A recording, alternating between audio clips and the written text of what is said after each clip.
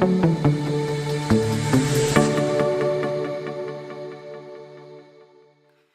the summer of 1980, I decided to change my life.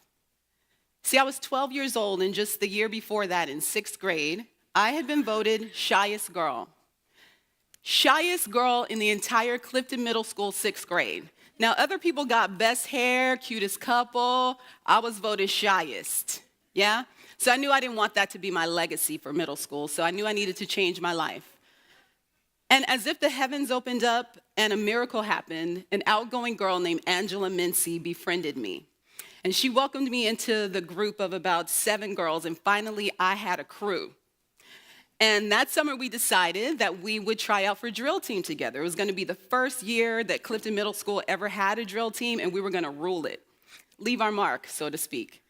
And so for the grueling summer, about 2 months, well, looking back, it was probably just a week and a half, but it felt like 2 months. We marched and we practiced and we danced and we exercised and we lined up and hit our march just right because it was drill team. That's what you do. And I'm not exaggerating when I tell you I was killing it.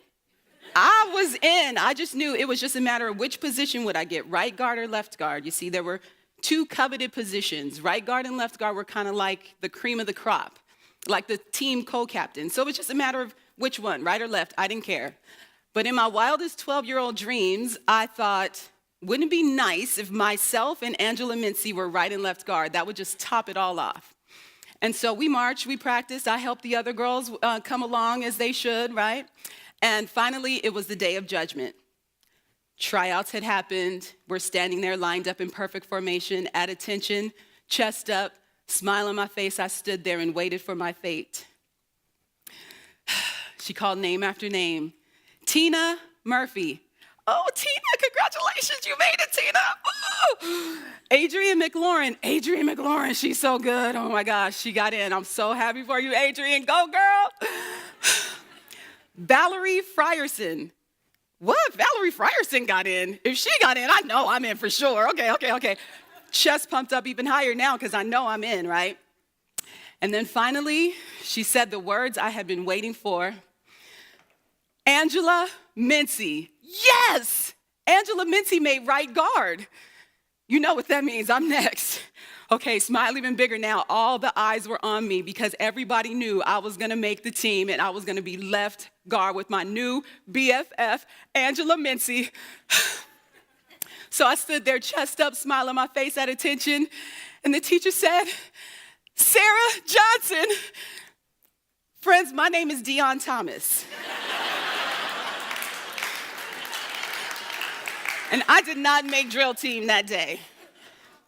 And so I stood there still at attention, chest not so high now, smile still on my face, but now tears forming in my eyes because I knew I really didn't belong anyway.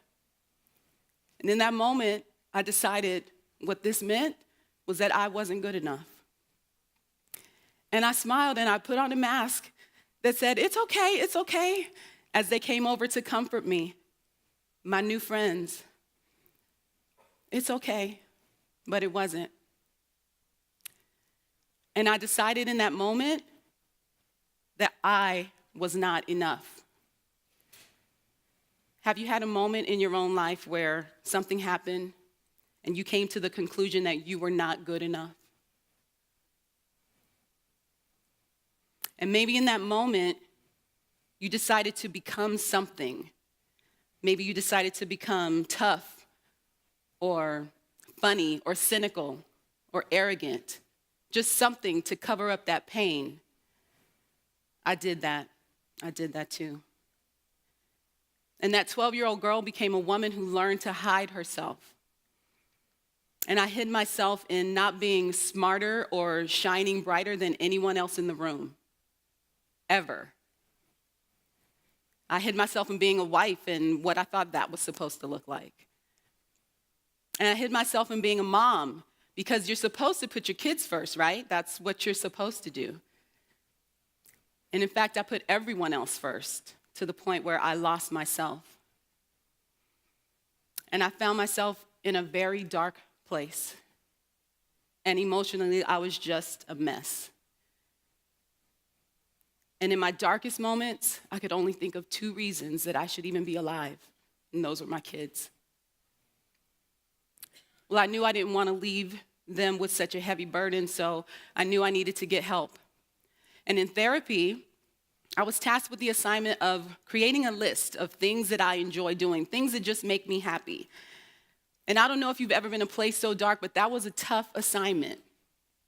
I managed to think of a couple of things. 2 of them were listening to music, mostly Prince.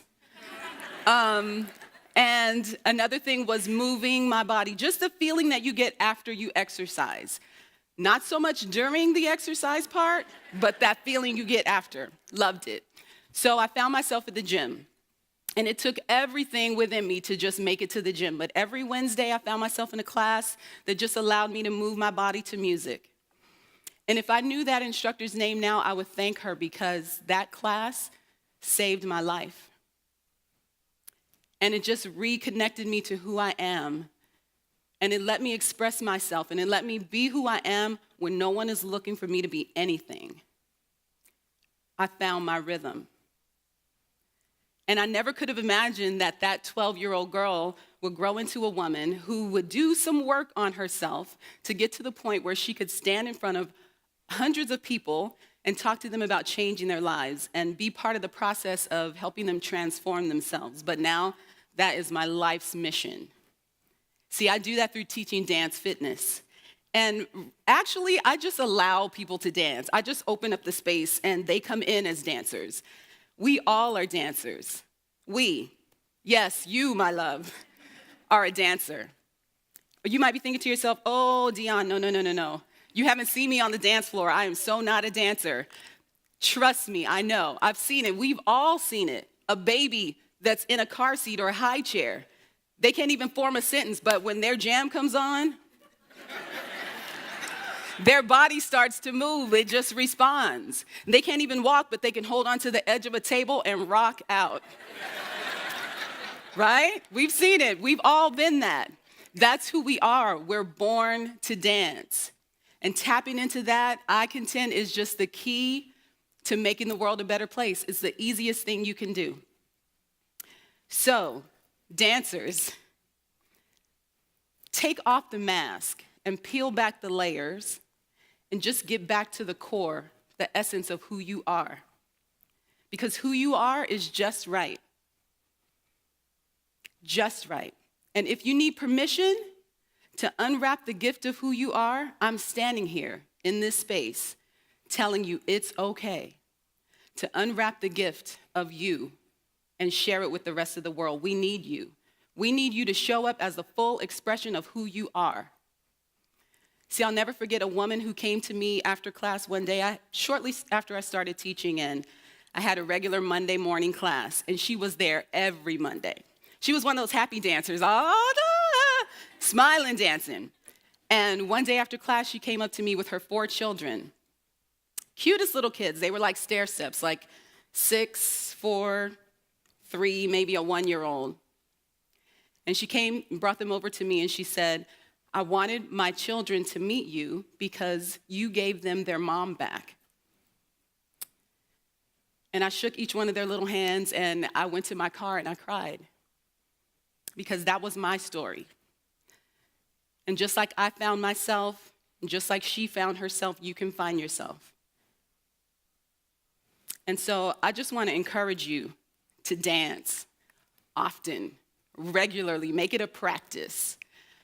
You see, because when you express yourself and you allow yourself that freedom, you're giving a gift to the world. And you're allowing yourself to just be who you are.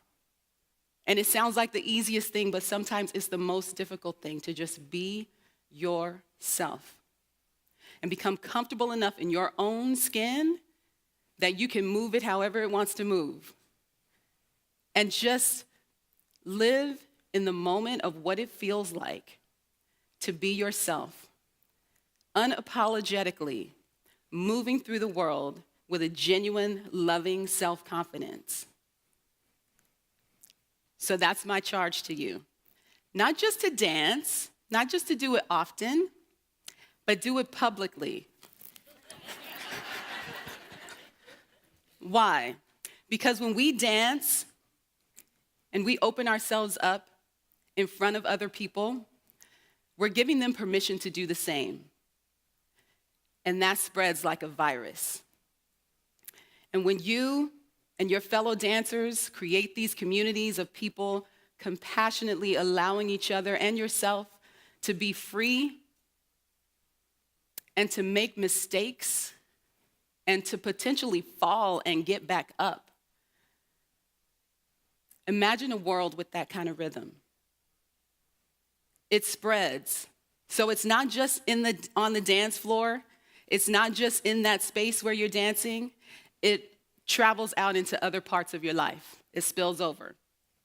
And then you'll start to walk through the world with a sense of acceptance and tolerance because you know what it looks like and what it feels like to open yourself up and be vulnerable like that.